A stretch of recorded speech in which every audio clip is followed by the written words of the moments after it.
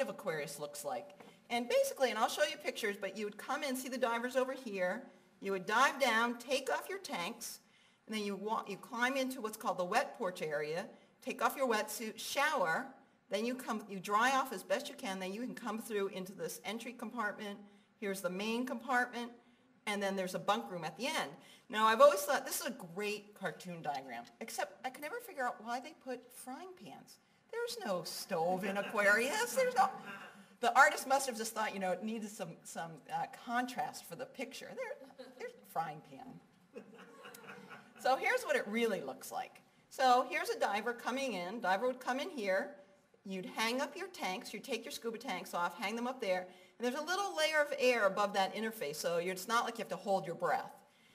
So then after you take off your tank, you can actually just walk right into the hatchway or entryway. We call it the moon pool. Now, one of the coolest things is that, now think about this, the air pressure inside Aquarius is kept at exactly the same pressure as the surrounding seawater. So the water can't flow in. So we can leave that entryway open and you can just walk right in at 50 feet down.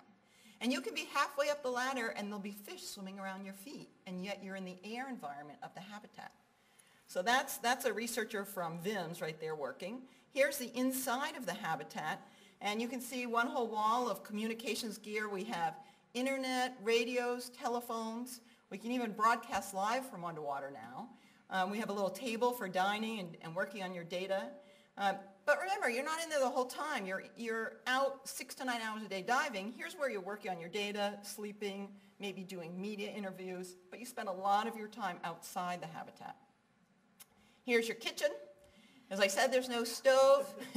There's basically an instant hot water maker, and we basically eat a lot of camping food that's dehydrated, and it's very similar to what the astronauts eat, and you just add hot water. But something very interesting happens, not only undersea when you're living at high pressure, but also for the astronauts. For some reason, your taste buds don't quite work. And I've asked a lot of doctors why that is, and I've heard several different answers. But things taste really bland. Now, one time, somebody was very nice, and they sent a lemon meringue pie down in one of those pots to us. Well, now think about that. Meringue, you're at 2.5 times the atmosphere, so you're at high pressure. Meringue is mostly what? Air. So instead of this nice fluffy white stuff on the top of the pie, it was like white slime. And since you couldn't really taste lemon, it was a yellow goo white slime pie. But the thought was really nice. One of the other really cool things we have at Aquarius are these undersea way stations that are actually a little ways away from the habitat. You could be out working for a couple hours. You would then check in to one of these undersea way stations. There's a live mic back to the habitat, so you could check in and say you're safe. You could talk to your buddy. You might put little snacks in there. But even better, you have an extra hose on your specially constructed scuba tanks that you hook up to a valve. You turn a knob, and you fill the air in your scuba tanks underwater on your back. And so that allows you to do like a 6-hour dive because you just keep coming back and filling your tank. Really an incredible advancement in technology. Well, as I mentioned, you can't go back to the surface without going through 17 hours of decompression, and that sounds kind of bad. It's really easy. We put an extra person inside the habitat for safety and for medical purposes, and then we close the hatch and we just change the pressure inside. So basically you start decompression in the late afternoon, have dinner, maybe watch a movie, go to sleep, and in the morning, the lab is at surface pressure. Then they blow it back down to 60 feet so you can dive out and go back to the surface. So 17 hours of decompression sounds kind of bad, but truthfully, it's really nothing. And we've never had any problem with the bends or somebody getting injured because our staff is really well trained and safety is so important. Well, what kind of science do we do at Aquarius? We study the impact of climate change on the oceans and in particular the changing chemistry of the sea, ocean acidification. We look at fish behavior and how does that relate to designing the best marine protected areas or marine reserves. We look at the best practices for transplanting corals. And we actually have a group who are studying sponges but also developing some really cool underwater technology. How many of you guys watch CSI? A lot, right? Well, ever heard of a mass spectrometer?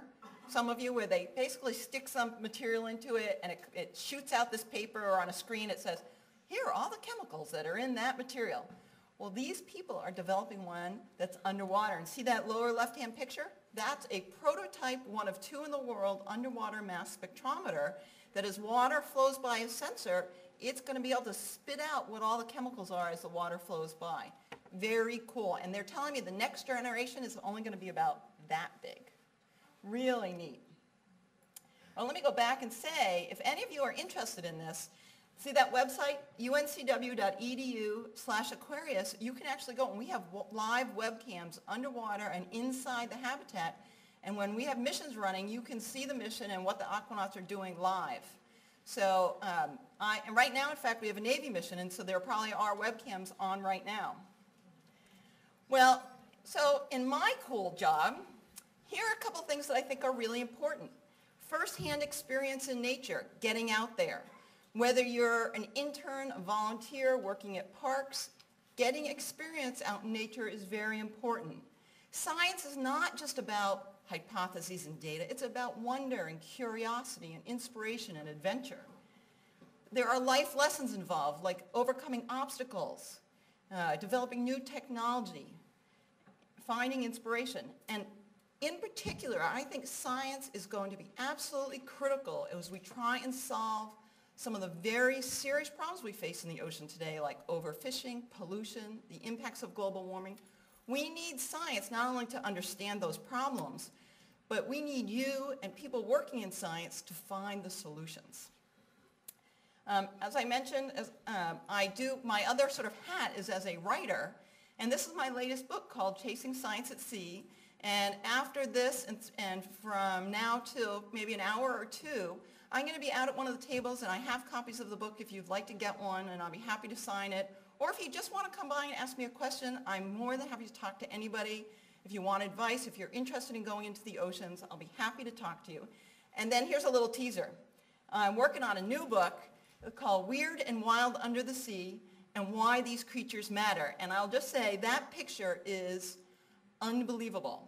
Anybody here ever heard of a planktonic foraminifera? Very few, right? This is a very small plankton. That shell is only about 0.5 millimeter across. And even as a scientist, I'd only seen pictures of shells of foraminifera. This is a live foraminifera, what it would look like floating around the ocean. And you see all those brown dots? Those are algae cells that the foraminifera during the day sticks out on its spines, and with its sort of mucus arms, it puts out like solar panels, and then at nighttime, it brings them all back into its shell.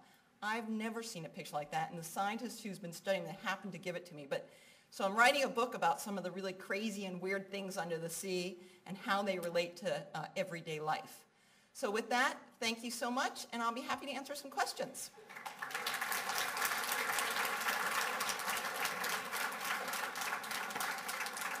Any questions? Yep. The underwater mass spectrometer, the question was how big is the underwater mass spectrometer right now? It's about the size of a scuba tank, so it's about that big. It's not really very big for what it is. You know, years ago, they used to fill up a whole room. Now, you know, they're kind of that big on land, but this is pretty small for undersea. What was that? Oh, that's a great question. How much do you get paid? It varies. Because in science, and this is general, not just